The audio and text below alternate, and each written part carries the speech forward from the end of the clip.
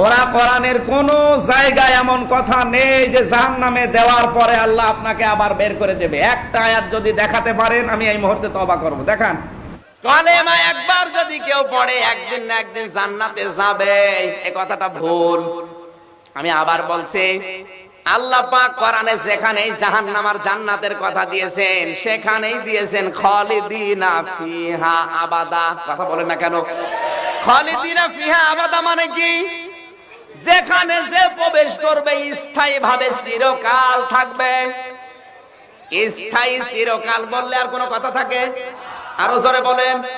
সুতরাং এই ভ্রান্ত ধারণা নিয়ে যারা বসে আছেন, কালেমা একবার যখন পড়েছি জাহান্নামে যদি দেয় একদিন একদিন যাব না, যাকে আল্লাহ জান্নাত দেবে ওইটাই ফাইনাল, কোনদিন আল্লাহকে আর বের করবে না। আর যাকে জাহান্নামে দেবে কোনদিন আল্লাহ বের করবে না, ওইটাই ফাইনাল। যারা বলে এই কথা যে জাহান্নামে দেওয়ার পরে আল্লাহ বেশি দিন রাখবে না, এটা আহলে সুন্নাত ওয়াল জামাতের মত না, এটা এদের নামে চালায়। আমার তো কোনদিন বিশ্বাস হয় না যে কোরআনের বিরুদ্ধে রাসূল কোনো ব্যাখ্যা করতে পারে। চ্যালেঞ্জ দিয়েছে, যদি পুরো কোরআনে আপনি একটা আয়াত দেখাতে পারেন যে জাহান্নামে দিলে আল্লাহ আবার বের করে নিয়ে আসবে, একটা আয়াত যদি দেখাতে পারেন আমি জীবনে আর এই আয়াত বলবো না।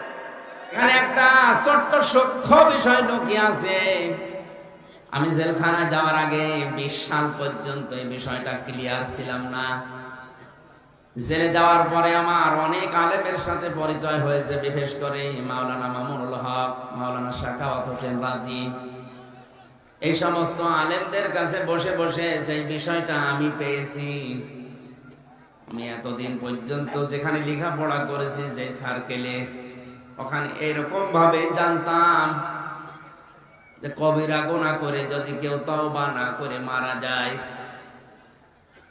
ওই লোকটা জাহান্নামে গেলে মহান আল্লাহ ওকে আর বের করে দেবে না।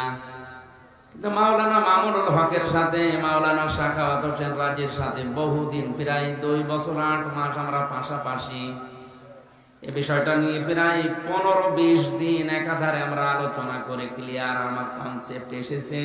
কোন মানুষ যদি শিরিক আর কুফর, শিরিক আর কুফর করে কেউ যদি মারা যায়, ওই লোকটার জন্য বিনা হিসাবে বিনা বিচারে জাহান্নাম, ওর জন্য আর কিছু নেই।